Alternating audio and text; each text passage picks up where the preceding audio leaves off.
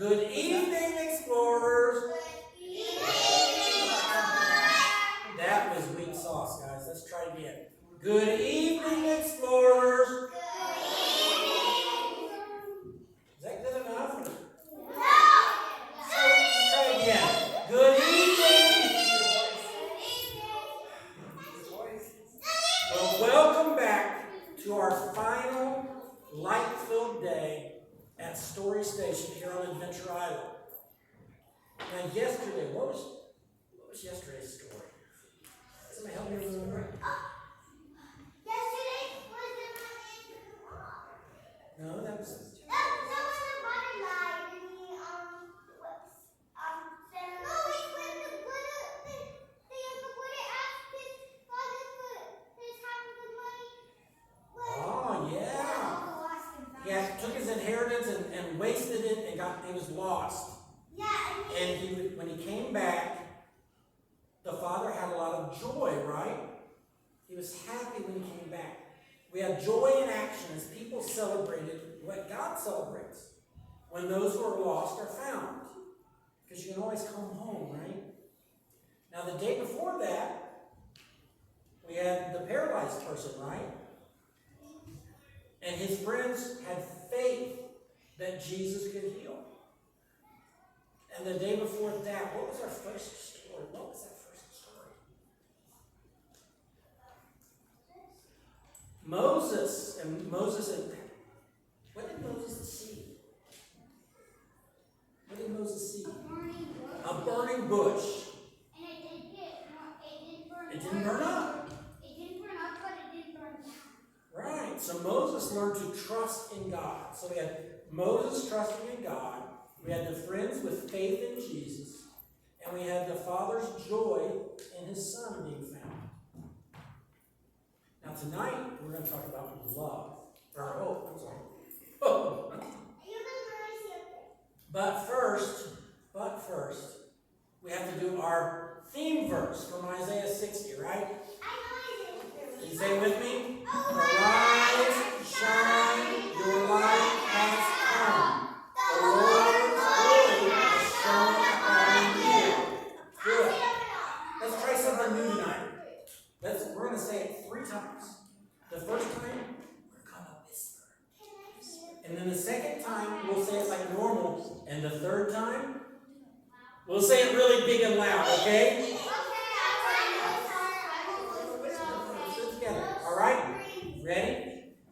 Arise, shine, your light has come. The Lord's glory has shone upon you. Arise, shine, your light has come. The Lord's glory has shone upon you. Now big, arise, shine, your light has come. The Lord's glory has shone upon you. All right, great job, adventurers, explorers.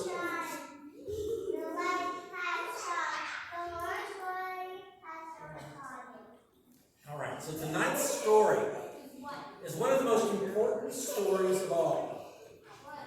You see, when Jesus died on the cross, many people thought that the light of hope was gone forever. But 3 days later, something happened that would change the world forever after. You see, early in the morning, on the first day of the week, while it was still dark and it seemed all hope was lost, Mary came to the tomb where Jesus had been buried. She was coming to care for his body by anointing it with spices. But when she got to the tomb, she saw something she did not expect. What happened to the great stone that sealed the tomb? Something happened to Jesus. Mary ran as fast as she could to tell Peter and one of the other disciples. They've taken him! They've taken him! Whoa, slow down, Mary. They've taken who? They've taken the Lord from the tomb! Wait, what do you mean? They've taken him? Who's they? I don't know, but Jesus is gone and I don't know where they've put him. Come on, Peter. We have to go to the tomb right now.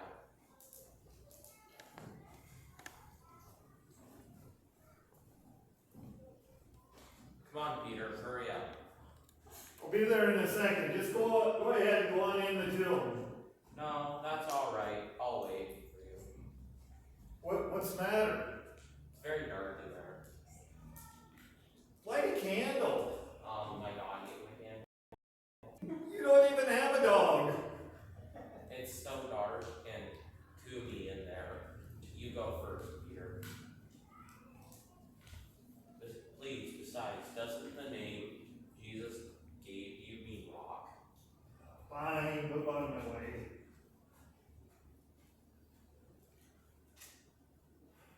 The linen cloth that Jesus was wearing is wrapped up right there. There's also his face cloth that's been on Jesus' head. It's been folded up in its own place. This is really unusual. You're right, Peter. But what does this all mean? I'm not sure. So the disciples returned to the place where they were staying, but Mary remained at the tomb. As Mary cried, she looked into the tomb, and when she did, she saw two angels dressed in white, seated where the body of Jesus had been, one at the head and one at the foot. Woman, why are you crying? I'm crying because they've taken away my Lord and they don't know where they put him. Woman, why are you crying? Who are you looking for? Sir, I will remind you that you are the gardener. Your job is to take care of plants and flowers, not carry away bodies. Tell me where you have put him, and I will go get him. Mary. Rabbi? Teacher? Do not hold on to me, for I haven't yet gone up to my Father. Go to my brothers and sisters, and tell them I am going up to my Father and your Father, to my God and to your God. I will, Jesus. The light of hope had been rekindled in Mary. Jesus was alive, and she ran and announced to the disciples, I've seen the Lord! I've seen the Lord!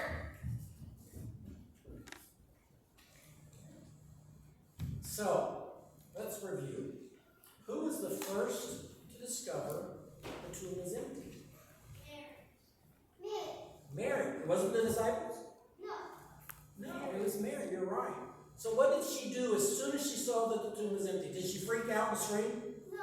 Well, maybe. But what did she do after that? She ran to the other disciples. All right? So then Mary and the other two disciples came back. What did they see? It was dark and tombey in there, right? We learned a new word tonight, right? Tombey. It was dark in there, but what did Peter find?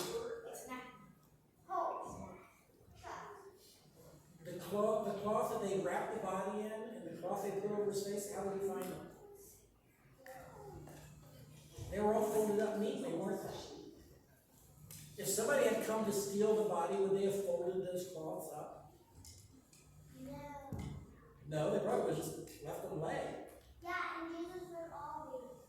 So Peter and the disciple didn't see anything but the cloths, right? And what did they do? They left. They went back home. Well, I think they were just confused. They were trying to figure out what had happened. I can just kind of picture walking away, scratching their head going, I just don't know what happened here. But Mary stayed. And what did Mary see first? What did Mary see first? The angel. Well, we know that it was two angels, right? And what did the angel say? Why are you crying? And then what happened?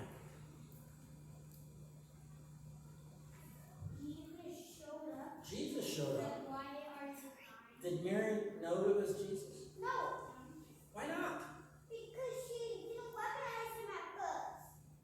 why not? Why do you think she didn't recognize him? Because he thought that he was just We raise our hands. Maybe he looked a little different. We have other stories where after Jesus came back rose from the dead, that the disciples didn't recognize him right away. He probably looked a little bit differently. I have my own theory about Mary, why she didn't recognize him immediately, as well as him looking a little differently. You ever been crying really hard? Yeah. Is it easy to see when your eyes are full of tears? No, everything's kind of blurry and you're upset and you're probably not looking up either, right? But how did Mary recognize that it was Jesus?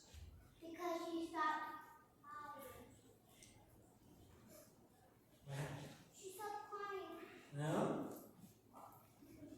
And, like, the wet came out.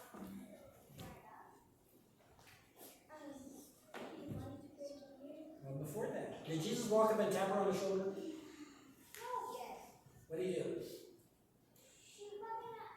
He asked why are you crying, and she recognized his voice. She recognized his voice. When he said her name, when he said Mary. You ever seen the cartoons, the light bulb goes off and somebody realizes something? Mary kind of had a light bulb moment there, right? She recognized his voice when he said her name.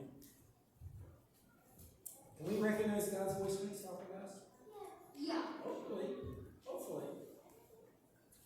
So for all those early followers, for Mary and the disciples that day, it had to have seemed that hope was gone that day.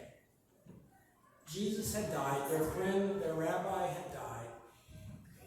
But you know what? The good news of our faith is we know the rest of the story, right? We know that 3 days later he rose from the grave. Did fear win that day? No. Never. Did hate win that day? No. Did love win that day? Yeah. Absolutely.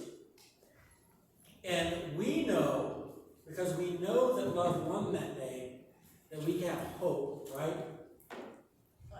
But here's the tough question. What does hope mean? How do you define hope? There's actually two kinds of hope. Okay. There's like the hope from the Bible, and there's hope like I hope I will find my dream. Okay. Anybody else? How do you define hope? And I'll actually believe. You believe, okay? Yes, Savannah? Love. With love. Is hope the same thing as wishing? No. You don't get what you earn. Okay. So wishing is fun, right? We wish for things we want, right? You wish for $1 million. You wish you had pizza every day for school. You wish you had a pony. Those are things we want, but they're not things we need, right? Hope is something we need. We need a Bible. Now, anybody ever played the wishing game where you're just being fun and having fun and wishing for things that are outrageous? Victoria and I call it the lottery game. We say, when we win the lottery, we'll buy that house on the hill. We don't play the lottery, mind you. So there's no way we can win it. It's the wishing game. We just talk about the stuff that we would do if we had all the resources. Yeah. But hope is not for the things we want. It's for the things that we need. Next one, please. So remember that hope is the belief in something with the expectation that it will come true. Right? That's the difference between wishing and hoping. Hope is believing that something will happen and expecting it to come true. So hope demands that we keep our eyes and our ears and our hearts open for ways to make that hope alive. So real quickly, because we're running out of time, let's do our Pathfinder phrase today. And I don't know this. What's the sign for hope? Cross finger? Okay. So arise.